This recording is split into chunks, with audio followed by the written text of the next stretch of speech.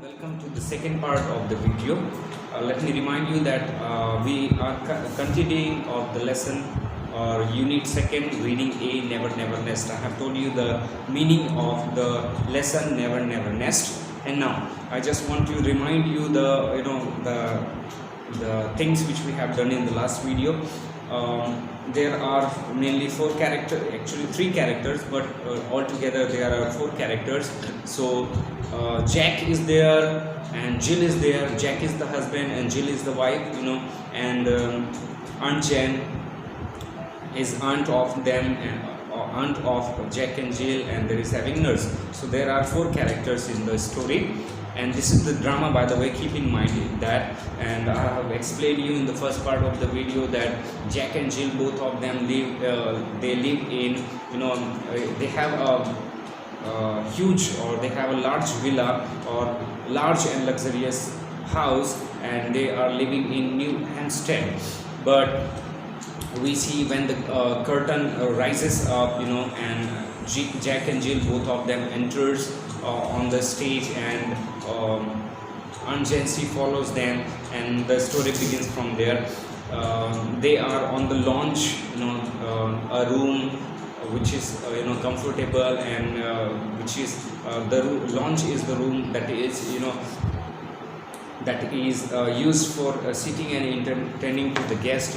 So Jack and Jill, they talks about all those things, and they are Aunt Jen, Jack and Jill, all of them are having conversation about the house and the stuffs, all the materials which are there in the house. And I have told you in the last lesson, in the ending, that Aunt Jen, she found that the house was so luxurious, and she thought that how Jack and Jill pays the rent of that house. But Jack told to Aunt Jen that we don't pay rent of the house, because let's see what's Aunt Jen, Jack says rent. Oh no, we don't pay rent. But Aunt Jen, she says, but Jack, if you don't pay rent, you will get turned out. It means you will be kicked out of the house into the street, and that would never do. And you that would never do. And you will you have Jill and the baby to think now. Aunt Jency is suggesting, if you don't pay the rent of the house, surely the owner of the house, he will kick you out onto this into the street. And think about your wife Jill, and think about the baby that you have now. You must be thinking about both of them. But Jack, he says, no, Aunt Jen, you misunderstood me. We don't pay rent because the house is ours. Okay, Jack says to Aunt Jen that we do not pay rent of the house because this house belongs to us. Aunt Jen, surprisingly, she says, yours? Jill, she says, Jill is the wife of Jack, and Jill, she says, yes, you just pay 10 pounds and it's yours. Means Aunt Jen, Jill, she is saying to Aunt Jen that we are paying only 10 pounds of this house. Now Jack, he says, the husband, he says, you see Aunt Jen, we realize how uneconomic it is to go on paying rent years after year when you can pay and enjoy a home of your own for 10 pounds and few quarterly payment. Of course, why be Mr. Tenant when you can be Mr. Owner? Now Jack, he says to Aunt Jen that we pay only 10 pounds of our house, and it is uneconomic paying only monthly to or year after year to the owner. If by paying only 10 pounds we can be the owner of the house, so why be Mr. Tenant if we can be Mr. Owner? It means, if tenant meaning a person who pays rent to the owner of a room. Okay, so Jack, he says, if I can be owner of the house by paying only 10 pounds, so why should I be living in a rent house? Okay, and then Aunt Jen, she says, I see, yes, there is something in that. Even so, you must be getting on very well to keep a place like this. Now, Aunt Jen, she says, you are not paying the amount to any amount to the owner, and you says that the house belongs to you, so you must be getting very good amount of money, so that you can keep the place very well, okay, or you can keep the place like this. Jill says, oh, he is, means Aunt Jen, Jill, she says to Aunt Jen that yes, of course, my husband Jack is getting good amount of money.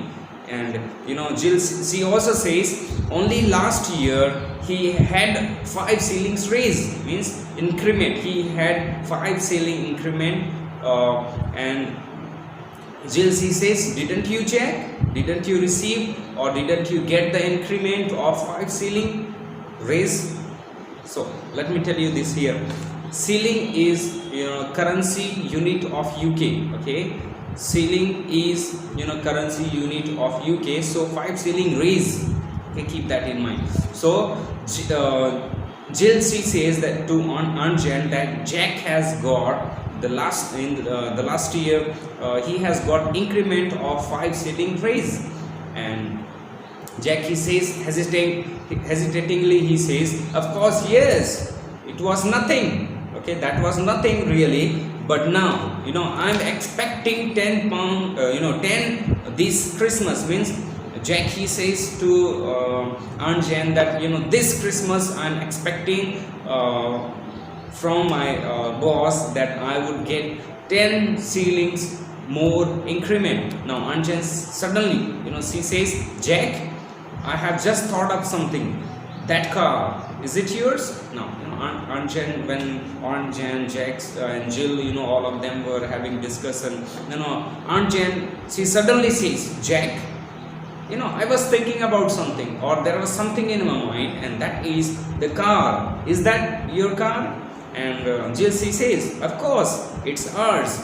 Aunt Jen, she says, all yours? Jack, he says, well, no, Aunt Jen, the whole car doesn't belongs to us, or not exactly all the they having a car and they uses the car, but the complete car doesn't belong to them, okay, that car does not belong all to them. Now Aunt Jen, she says, how much of the part of the car belongs to you? Listen me carefully. Jack and Jill, they are living in the luxurious house, and they are having all the luxurious furnitures, okay. And if we think about if we see all the materials here, Aunt Jen, she also says that you have this luxurious house, and you have the car, you have the piano, you have the furniture, and so on. So when Aunt Jen, she says, does this car all belongs to you? Jill, she says, yes, of course, okay. But when Aunt Jen, she repeated the same question, all yours, all the car belongs to you, then Jack, he says, well, no, Aunt, all the car not exactly belongs to us. Aunt Jen, she asked the question, how much of the car belongs to you? Means the complete car, but from that complete car, how much part of the car belongs to Jack and Jill? Now Jill, she says, oh, I should say that steering wheel and one of the tire. Listen me carefully, okay. Jill, she respond or she gives information about the car to Aunt Jen that the steering wheel of the car and one of the tire of the car and 2 cylinders of the car that belongs to Jack and Jill. Listen me carefully, once again I am repeating it for you. Jill, she says the steering wheel of the car and one of the tire and 2 cylinders of the car that belongs to Jack and Jill, and rest part of the car does not belongs to Jack and Jill. Now listen me carefully, this one, the earlier cars, they had the cylinders, and the car was run by the help of cylinders. But Jill, she says, but didn't you see that it's wonderful thing about it? It's wonderful, that only some part of the car, like steering wheel, one of the tire and two cylinders, all belongs to both of them. But even then, they can use the complete tire. But Aunt Jen, she says, I don't see anything wonderful about it. I don't find anything wonderful about it. But Jill, she says, but there is wonderful about the car. And what is that? Aunt Jen, you see, although we could never buy the car like this, but we can enjoy all the pleasures of the motoring for £5 down. Means, we can the car completely doesn't belongs to us, but only few parts of the car belongs to us.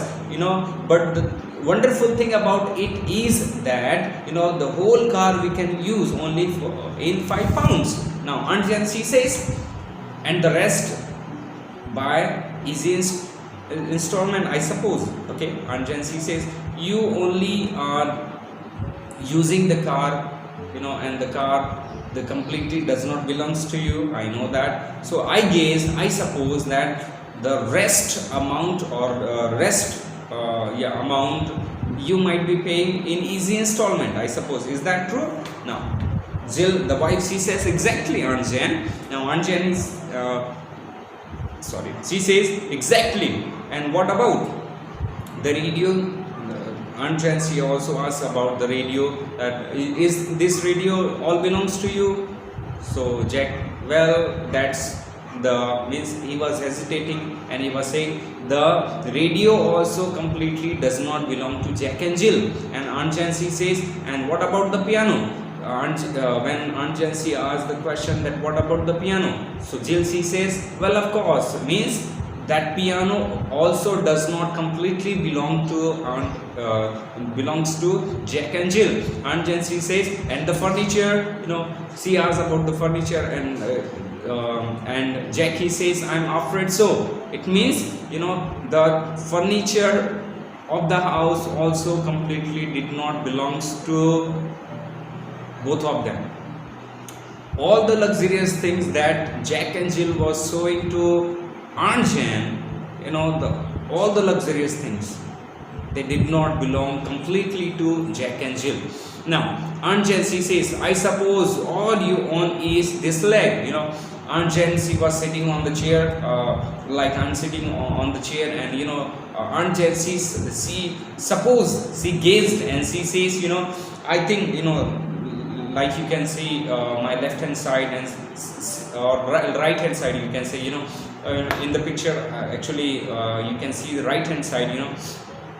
So Aunt Jen, by getting up from the chair, and when she got up and she pointed toward one of the leg of the chair. We know that chair has 4 legs. Okay, 1, 2, 3, 4. Okay, 4 legs. It has 4 legs. So when Aunt Jen, she got up from the chair and she pointed out, toward a leg of the chair, that this leg belongs to you. And the funny thing is here, Jill, she says, well, no, as a matter of fact, okay, if I tell you the truth, you are pointing that this leg of the chair belongs to us, but as the matter of the fact is, as the truth is, Aunt Jen, this leg of the chair doesn't belongs to us, but this leg of the chair belongs to us. Okay, that is the funny thing. And then Aunt Jen, she got up and then she said, and the rest belong. Aunt Jen, she said, and the rest belongs to Mr. Sage, I suppose. The other, let me say, all the materials of the house, all the luxurious things of the house, half belongs to Jack and Jill, and half belongs to Mr. Sage. Now Jill, hesitatingly, he says yes. She says yes, and Aunt Jen, she says, well, I'm not going to sit on Mr. Sage's part for anyone.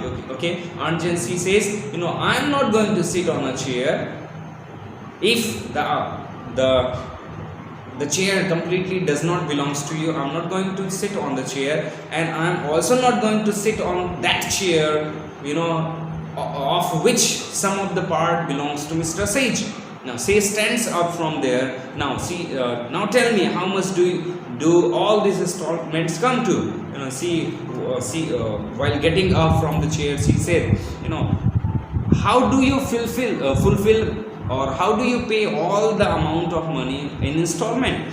Jack, he says, well, actually, he takes out, he said actually, and he just put a hand in his pocket of the coat, and he took out a pocket book, and both of them, the husband and wife, they consulted, and she said, actually, to Jack, he said, we pay the installment every week. How much he pays? He says £7 and 8 pence a week. Actually, this sentence should be £7 8 pence a week. Okay, this should be the right thing. Okay, £7 8 pence a week. So Jack and Jill, both of them, they pay £7 8 pence a week. Both of them are paying £7 8 pence a week. Let me tell you this, altogether they were they were paying £7 8 shillings. Okay, it means altogether they were paying 86, according to the Indian currency, they were paying 86 rupees of, according to the Indian currency, they are paying 86 rupees. Okay, but if we see in their currency, then they, as we have seen in the book, that they were paying £7 8 shilling. We can also say, in the book we have studied, £7 8 and 8 pence a week. So it can also be said, £7 8 shilling and 8 pence. Okay, and we can also say, according to the Indian currency, that they were paying 86 rupees of the house at that time. So this story is about at that time. So this 86 rupees, according to the Indian currency, was too much at that time. So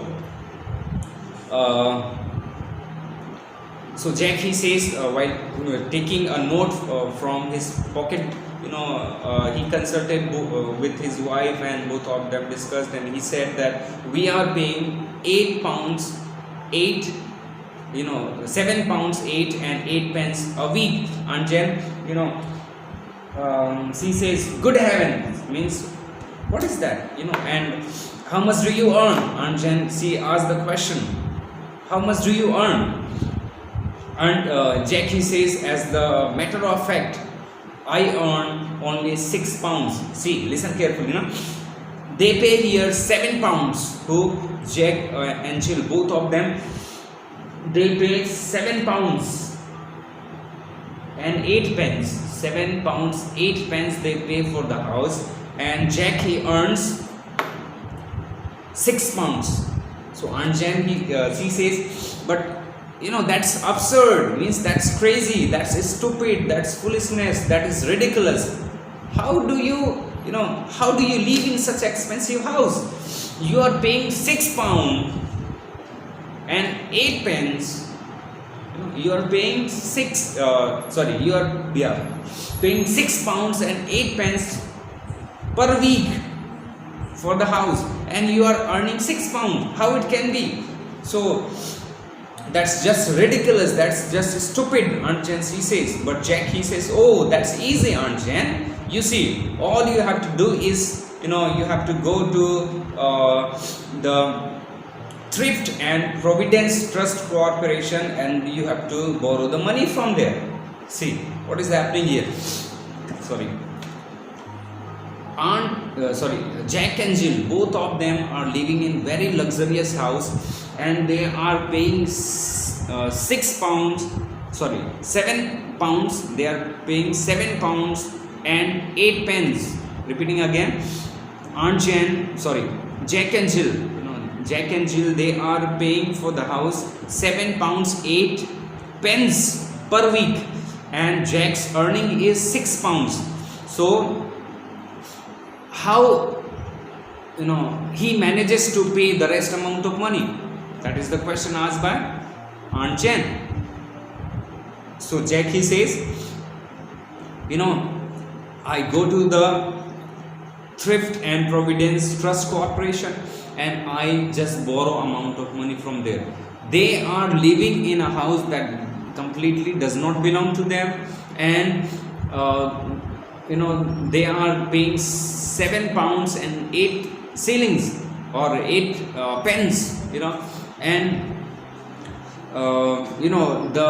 and he is earning only £6. So £1 8 pence is remaining. So in order to pay £1 8 pence more to, or the remaining amount of money, how much is remaining? £1 8 pence is remaining. So £1 8 pence pounds, they are they go to the corporation, or we can say bank, and they take loan from there, and they are taking loan. Listen me carefully, this is little bit complicated.